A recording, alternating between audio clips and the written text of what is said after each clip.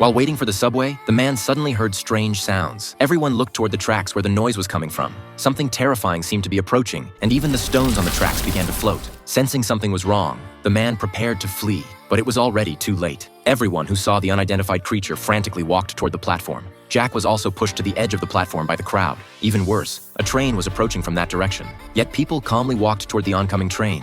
Jack could only struggle to push aside the people next to him, barely managing to dodge the train at the last moment. Panicked, Jack immediately ran out of the subway station. He discovered that the outside world had also descended into chaos. Jack immediately ran to the school to find his daughter, then fled with her. In just a few short days, the city had become a ghost town. Countless corpses had piled up across the entire beach. It turned out that anyone who saw this unidentified creature would lose their sanity, and people would uncontrollably end their own lives. Only a very few had escaped in time by hiding underground. But due to the lack of supplies, Jack had no choice but to bring his daughter to the surface to search for food. However, they could only do so with their eyes covered. Just as the two of them emerged, Jack heard sounds coming from not far away. Fortunately, it was just other survivors who had come out to search for supplies. Seeing this, Jack immediately called out to them for help. Starving, he hoped to get some food, but they refused Jack's request without hesitation. In such an apocalyptic world, food was an incredibly precious resource. For his daughter's sake, Jack immediately proposed trading a generator for food. Upon hearing this, the group was instantly tempted, as they had been living in darkness for many days. While everyone was still hesitating, a strong wind suddenly picked up.